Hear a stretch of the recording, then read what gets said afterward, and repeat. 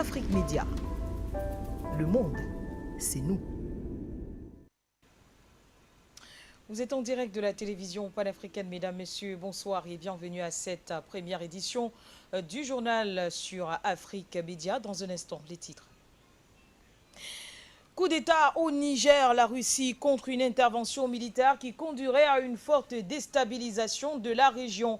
Moscou, par la voix du ministère russe des Affaires étrangères, s'est prononcé contre une intervention armée au Niger, pays de l'Afrique de l'Ouest, où des militaires ont pris le pouvoir. La Russie estime que l'usage de la force pourrait provoquer une force déstabilisation dans ce pays du Sahel, où s'est produit un coup d'État à la fin du mois de juillet dernier. Et puis toujours au Niger, la réunion des chefs d'état-major de la CEDEAO reportée pour des raisons techniques. Une réunion des chefs d'état-major de la CEDEAO prévue le samedi 12 août à Accra pour tenter de rétablir l'ordre constitutionnel au Niger a été repoussée sine die pour des raisons techniques. L'organisation qui pousse certains observateurs à agir avec précipitation a affirmé qu'il n'était plus temps d'envoyer des signaux d'alarme et que l'heure n'était plus à l'hésitation, même si elle se dit prête à ouvrir le dialogue avec les militaires au pouvoir au Niger. Mesdames, Messieurs, c'est tout pour la vitrine. Une fois de plus, bonsoir et bienvenue au Grand Journal sur la télévision panafricaine. On ouvre cette édition du journal avec le Niger et le régime militaire qui compte poursuivre Mohamed Bazoum pour haute trahison. Les militaires au pouvoir ont annoncé donc leur intention de poursuivre le président déchu Mohamed Bazoum pour haute trahison et atteinte à la sûreté de l'État. En outre, ils dénoncent les sanctions inhumaines infligées par la communauté économique des États de l'Afrique de l'Ouest. Les militaires affirment avoir réuni des preuves pour poursuivre le président Mohamed Bazoum. Le gouvernement nigérien a réuni à ce jour les preuves pour poursuivre devant les instances nationales et internationales compétentes le président déchu et ses complices locaux et étrangers pour trahison et atteinte à la sûreté intérieure et extérieure du Niger, a donc déclaré le colonel-major Amadou Abdraman, un des membres du régime, dans un communiqué lu à la télévision nationale. Le gouvernement appuie ces accusations sur des échanges entre Mohamed Bazoum et des nationaux, des chefs d'État étrangers et des responsables d'organisations internationales. En outre, le régime a appelé à s'interroger sur la sincérité de sa prétention à soutenir qu'il est séquestré, alors même que les militaires n'ont jamais investi sa résidence présidentielle et qui dispose encore de tous les moyens de communication. Il assure que Mohamed Bazoum reçoit régulièrement la visite de son médecin. Et selon un conseiller du président renversé, une consultation a eu lieu samedi. Après cette visite, le médecin n'a soulevé aucun problème quant à l'état de santé du président déchu et les membres de sa famille, selon bien sûr le communiqué lu à la télévision nationale. On reste toujours sur le Niger et nous l'annoncions en titre concernant la CEDEAO qui a donc renvoyé la réunion des chefs d'état-major pour des raisons bien sûr techniques telles que nous l'indiquions. En titre, une réunion des chefs d'état-major de la CEDEAO prévue samedi 12 août à Accra au Ghana pour tenter de rétablir l'ordre constitutionnel au Niger a été repoussée sine die pour des raisons techniques. Alors que la zone sahélienne rencontre un coup d'État supplémentaire, l'Organisation des États ouest-africains semble jouer sa légitimité. Il n'est plus temps pour nous d'envoyer des signaux d'alarme à la sortie du sommet de la communauté économique des États de l'Afrique de l'Ouest, provoqué par les militaires au Niger. Bola Tinubu à la tête, c'est que l'heure n'est donc plus à l'hésitation. Et depuis le 26 juillet dernier, date à laquelle l'armée nigérienne, menée par le général Abdourahmane Chani, a renversé le président Mohamed Bazoum, l'objectif de la CEDEAO est clair, rétablir l'ordre constitutionnel au Niger et s'assurer que le chef de l'État nigérien élu en 2021 ne court aucun danger. Sur une intervention militaire sur place était envisagée comme la dernière option par le bloc ouest-africain. C'est pourtant celle qui a été retenue. Jeudi 10 août, la communauté des États de l'Afrique de l'Ouest ordonnait le redéploiement d'une force en attente qui devait intervenir dans les plus brefs délais. La suite de l'opération devait être affinée le samedi 12 août dernier au cours de la réunion des chefs d'état-major. Malheureusement, la réunion ne s'est pas tenue car reportée à une date ultérieure. Officiellement, des raisons d'ordre technique sont évoquées. Et on rappelle également que les militaires au pouvoir sont ouverts au dialogue avec la communauté économique des États de l'Afrique de l'Ouest. C'est ce qui en ressort des déclarations faites à la presse dimanche dernier par le chef du groupe pour la lutte contre les hérésies et l'établissement de la Sunna, Abdullah Balalo, après sa rencontre avec Abdourahmane Tchani au Niger, accompagné d'une délégation conjointe de la confrérie Tidjaniya du Nigeria. Et donc, il a ajouté qu'Abdourahmane Tchani avait consenti lors de la réunion à dialoguer avec la communauté économique des États de l'Afrique de l'Ouest, affirmant que Tchani n'a pas spécifié les dates de ces discussions, mais a affirmé qu'il était toujours ouvert au dialogue. Et donc, sa déclaration finale, le sommet des dirigeants de la CEDEAO qui s'est tenu à Abuja, a conclu qu'il ne fallait exclure aucune option pour résoudre la crise au Niger, y compris le recours à la force en dernier ressort. Bien qu'aucun détail n'ait été donné sur la force militaire nécessaire à une éventuelle intervention à Niamey, le président de la Côte d'Ivoire, Alassane Ouattara, a révélé que son pays contribuera avec un bataillon de 850 à 1100 soldats et que le Nigeria, le Bénin et d'autres pays participeront également, sans plus de précision. On rappelle que le 30 juillet dernier, un ultimatum avait été fixé par la CEDEAO, délai expiré depuis dimanche, passé pour libérer le président Mohamed Bazoum et assurer son retour au pouvoir après le coup d'État militaire dont il a été victime le 26 du même mois. Et donc les militaires au pouvoir qui se sont dit ouverts au dialogue sont précisés la date prévue pour les dites discussions. Et on va rester sur la crise au Niger. Nous l'annoncions en titre, la Russie qui s'insurge contre toute intervention militaire du côté de Niamey. La Russie qui s'est une nouvelle fois prononcée, c'était vendredi dernier, contre toute intervention armée au Niger, estimant que l'usage de la force pourrait provoquer une force déstabilisation dans ce pays sahélien où s'est produit un coup d'État à la fin du mois de juillet dernier. Nous pensons qu'une voie militaire de résolution de la crise au Niger pourrait conduire à une confrontation prolongée dans ce pays africain ainsi qu'à une forte déstabilisation de la situation dans l'ensemble de la région du Sahara et du Sahel, a donc indiqué le ministère russe des Affaires étrangères dans un communiqué. On rappelle que la menace d'un recours à la force avait été brandie pour la première fois le 30 juillet lors d'un précédent de la communauté économique des États de l'Afrique de l'Ouest. Un ultimatum de 7 jours a également été lancé aux militaires de Niamey pour établir le président Bazoum sous peine d'intervention armée. Mais rien ne s'est passé à son expiration à date du dimanche 7 août 2023. Jeudi, les membres de la CEDEAO réunis lors d'un nouveau sommet extraordinaire ont ordonné le déploiement d'une force en attente pour restaurer l'ordre constitutionnel. Quelques heures plus tard, le président Alassane Ouattara a affirmé que les chefs d'État ouest-africains avaient donné le feu vert pour qu'une opération démarre dans les plus brefs délais. Et donc, la CEDEAO a toutefois réaffirmé son espoir d'une résolution par la voie diplomatique.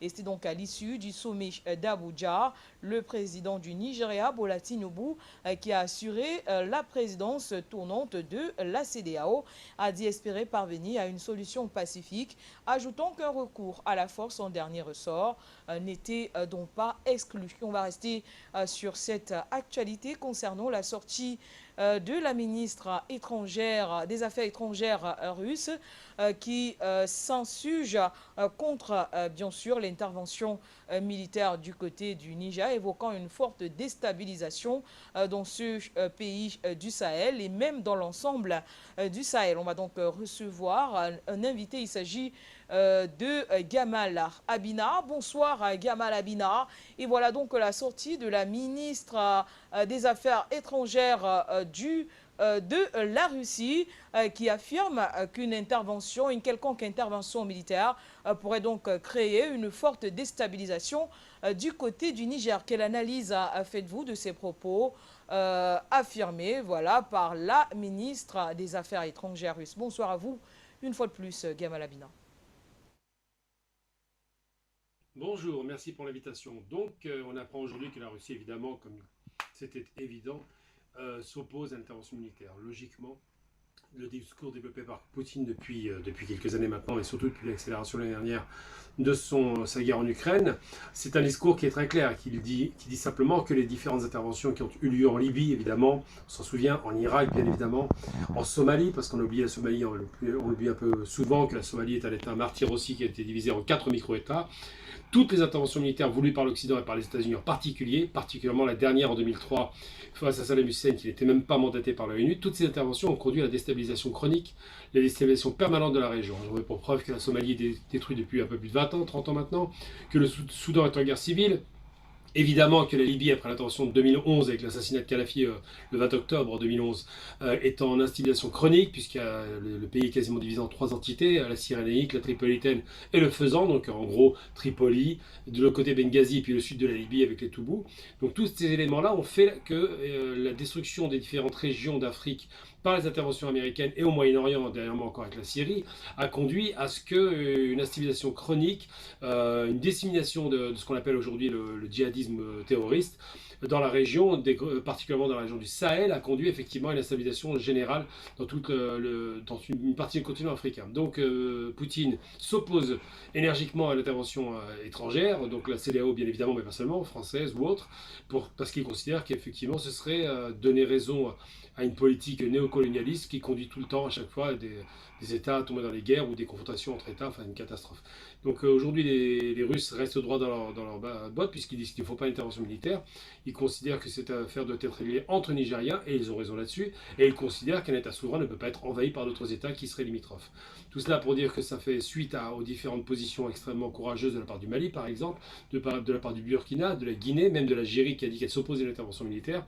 On est dans un monde multipolaire dans lequel, effectivement, aujourd'hui, les États-Unis ne peuvent plus, comme ils l'ont fait pendant 30 ans, intervenir où ils veulent, que ce soit au Panama, que ce soit en Irak, que ce soit en Syrie ou je ne sais, de façon vraiment autoritaire, de façon dictatoriale, quasiment sans avoir un mandat de l'ONU, qui déjà peut être discuté, mais tout de même un mandat au moins international. Eh bien les États-Unis ne sont plus autorisés à intervenir n'importe où, tout comme l'Occident et tout comme des pays qui seraient téléguidés par l'Occident pour créer une instabilisation chronique dans certaines régions. La région sahélienne n'a pas besoin de ça, il y a déjà des problèmes avec le terrorisme. On ne peut pas rajouter au terrorisme des confrontations d'État à État.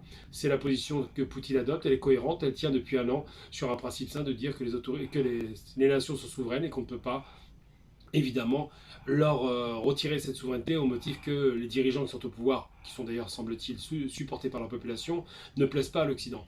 L'autre aspect évidemment qu'on pourrait opposer à Poutine simplement, c'est de dire que lui-même a envahi une nation souveraine. Alors on peut rétorquer qu'il avait demandé une négociation directe à l'époque en 2014, que les accords de Minsk ont été signés et respectés par la partie russe et ukrainienne pour russe, et n'ont pas été respectés par l'autre partie. Donc c'est parce qu'il y a des accords qui ont été violés que les Russes sont intervenus. Mais là, encore une fois, ils interviennent pour défendre une minorité russe qu'ils considèrent comme étant, évidemment, pro-russe, qui est plutôt leur frère directement, les Ukrainiens étant effectivement considérés aussi comme des peuples slaves.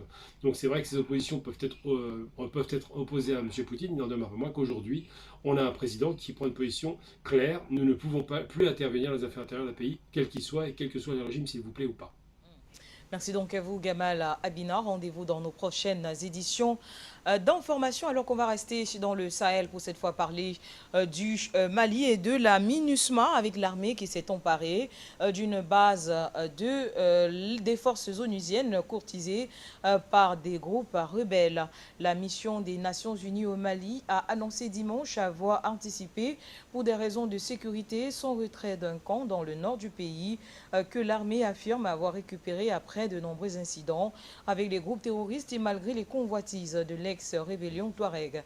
La MINUSMA a donc anticipé son retrait de Ber en raison de la dégradation de la sécurité dans la zone et des risques élevés que cela fait peser sur nos casques bleus, explique-t-elle dans un message sur X, anciennement Twitter, sans précision sur la date de départ initiale et les effectifs. Elle invite par ailleurs les différents acteurs concernés à s'abstenir de tout acte qui pourrait davantage compliquer l'opération. Le départ de Ber des casques bleus burkinabés qu'il occupait était programmé dans le cadre du retrait de la MINUSMA d'ici à la fin de l'année de ce pays, avec un premier départ intervenu le 3 août à Ogosagou, au centre que l'armée, dans un communiqué publié dimanche soir, affirmait avoir contrôlé depuis. Un fossé s'est donc creusé avec les militaires que la CMA accuse de remettre en cause l'accord de paix d'Alger de 2015 qu'elle a signé avec Bamako. La CMA reproche aussi aux militaires d'avoir fait approuver en juin une nouvelle constitution compromettant, selon elle, cet accord. Dans un nouveau signe de tension, elle a dit vendredi avoir repoussé une attaque complexe menée par les Fama et Wagner, dans un communiqué publié le même jour son bilan. Elle avait annoncé jeudi le départ de Bamako de tous ses représentants pour des raisons de sécurité, creusant davantage le fossé avec les militaires qu'elle accuse remettre en cause l'accord d'Alger. Les militaires, de leur côté, ont fait de la souveraineté leur mantra depuis qu'ils ont pris la tête du pays, rompu l'alliance avec la France et partenaient contre le djihadisme pour se tourner militairement et politiquement vers la Russie. On rappelle aussi que le Mali est en proie depuis 2012 à une crise sécuritaire profonde de partie du Nord qui s'est propagée au centre du pays, ainsi qu'au Burkina Faso et au Niger voisin. La MINUSMA affirme appliquer ainsi la décision prise en fin juin par le Conseil de sécurité de l'ONU de mettre un terme immédiat à la mission déployée depuis 2013 à la demande des militaires arrivés au pouvoir en 2020.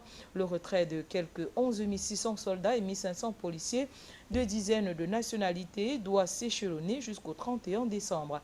L'armée malienne affirme que dans le cadre du processus de rétrocession des emprises de la MINUSMA, elle a pris possession du camp de Ber dimanche 13 août aux environs de 8h30 après de nombreux incidents ayant émaillé le mouvement de ces unités. Dans un communiqué lu dimanche soir sur le chemin menant à Ber pour récupérer son camp, elle rapporte divers incidents avec les groupes armés terroristes, dont une tentative d'incursion dans le dispositif et des tirs de harcèlement contre ses troupes vendredi et d'autres affrontements ayant fait au total 6 morts et 4 blessés, peut-on lire dans ce communiqué. On va rester sur cette actualité et recevoir le deuxième invité de ce journal. Il s'agit d'Issa Diawara. Bonsoir à vous, Issa Diawara. Et voilà donc le communiqué annoncé par l'armée malienne avoir pris possession d'un camp qui appartenait bien sûr à la MINUSMA et qui est revendiqué par un groupe d'anciens rebelles. Alors l'armée qui a décidé de faire main basse voilà, sur tous ces territoires occupés par la MINUSMA. On va aussi dire, Issa Diawara, que la page MINUSMA est complètement fermée du côté du Mali, même si on attend bien sûr le départ effectif de ces forces onusiennes. Et en attendant, le problème avec les groupes armés se pose puisqu'ils revendiquent cette partie du pays qui a été récupérée par l'armée. Bonsoir, Issa Diawara. Bonsoir à vous, madame, et mes salutations à tous ceux qui sont en train de nous suivre. Les groupes armés revendiquaient cette partie du territoire. Ça ne pourra dépendre peut-être que de la faiblesse, en tout cas, des présupposés de l'État malien. Aujourd'hui, l'État malien n'est pas faible. Ce qu'ils confondent en réalité, passé. Le temps passé, quand on signait cet accord, le Mali était en position de faiblesse. Aujourd'hui, nous avons un Mali qui a retrouvé en tout cas une force, qui a retrouvé une puissance. Donc je ne pense pas que le Mali soit celui qui doit se laisser dicter, en tout cas des orientations où s'installer ou ne pas s'installer par quelques bandits armés qu'on avait fait transformer ici à des fameux groupes rebelles. Parce qu'en fait, la rébellion est une tricherie. Il n'existe pas de rébellion. Tout individu qui prend une arme contre l'État contre les paisibles citoyens est un terroriste, c'est un acte terroriste. Je ne crois pas que si c'est à l'Occident, ils vont les traiter des rebelles et qu'ils vont exiger de signer un accord, je ne sais pas, pour la paix ou quoi. Et ça fait à peu près 10 ans qu'on est dans cette chose et il était temps que les choses bougent. Il s'agit bien sûr de la localité de Ber. La localité de Ber se trouve aux confins, bien sûr, de la grande ville de Tombouctou. C'est-à-dire, c'est dans les environs de Tombouctou. C'est une localité qui a été contrôlée jusque-là par les fameux groupes rebelles qu'ils appellent ici la SEMA. La SEMA, c'est une coalition des mouvements, je ne sais pas, d'Azawadi. Quels sont ces mouvements? Ce sont les mouvements venus de la Libye avec armes et matériel délivré par l'Occident, et des gens qui sont venus s'installer, occuper une bonne partie du Mali, qui ont précipité, qui sont à l'origine du coup d'État de 2012, parce que l'armée n'avait pas compris. Donc, ensuite, qui sont aussi à l'origine, en tout cas, de la venue des bases françaises, parce que s'ils n'étaient pas venus avec armes et bagages, et la France aurait même confié la localité de Kidal. Donc, obliger l'armée malienne, au temps du président Ibrahim Bokar Keïta, à signer un accord, un soi-disant accord pour la paix, mais qui n'a jamais apporté une paix. Et il est question aujourd'hui, je parle de l'aménagement de certaines emprises. Et la localité de Ben était bien sûr occupée par l'aménagement et ses groupes rebelles. Il n'est plus question de laisser en tout cas une emprise de l'aménagement à des groupes rebelles. Il est dû dans l'accord d'Alger et il y a un volet DDR. DDR, c'est la démobilisation des rebelles et leur réinsertion.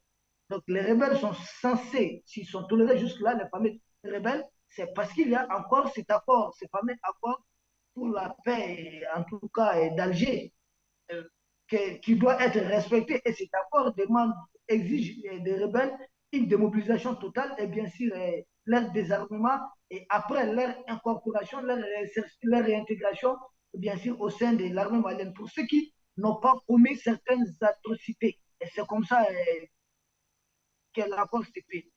Donc, la ministre a quitté Berne, ces fameux rebelles, en tout cas, ont voulu occuper cette position stratégique. Parce que la localité de Berne se trouve bien sûr au carrefour entre le Mali, la Mauritanie, l'Algérie. Il y a des pistes qui mènent bien sûr dans tous ces pays. Donc l'armée malienne tient à contrôler parce qu'il s'agit du territoire malien. Et ce n'est pas des rebelles qui ont fait venir la MINUSMA. La MINUSMA n'est pas venue, en tout cas, à travers un mandat, en tout cas d'un groupe rebelle. C'est l'État malien qui a autorisé, bien sûr, à l'époque, c'est la France qui nous occupait, qui, en tout cas, qui est censé autoriser la présence de la MINUSMA au Mali. Donc, si la MINUSMA doit partir, ces emprises reviennent droit, bien sûr, à l'État malien et non à quelques groupes terroristes, à quelques groupes bandits armés. C'est pourquoi pour nous, la CEMA n'existe plus. Et tout militaire, en tout cas tout homme armé, qui veut entraver la reprise d'une position malienne par les forces armées maliennes, bien sûr, est traité comme terroriste et est pris pour poursuivre. C'est pourquoi il y a eu des combats. Ils ont tenté, ces gens-là, des terroristes, ont tenté d'empêcher l'avancée de troupes maliennes. Et bien sûr, il y a l'aviation, le vecteur aérien du Mali a pu intervenir à temps. Et les avions Sukhoi du Mali et sans doute les drones de combat du Mali sont entrés en action et bien sûr ont pulvérisé toutes les positions des terroristes. Et au moment où je vous parle, la localité de Ber est totalement sous contrôle de l'armée malienne. Ce n'est pas qu'on a repris une position de l'aménagement, une base de l'aménagement, mais en fait, le Mali a repris totalement le contrôle de la localité de Ber. Il y a d'autres localités, dont Kidal, et l'armée malienne doit poser sa bonne marche. Et quiconque tentera de s'interférer, en tout cas dans la bonne marche de l'armée malienne, sera pris pour cible. L'aviation du Mali est là pour ça. Les drones de combat du Mali sont là pour ça. Et je pense que le Mali ne va pas ménager en tout cas un effort pour reprendre toutes les positions de l'aménagement.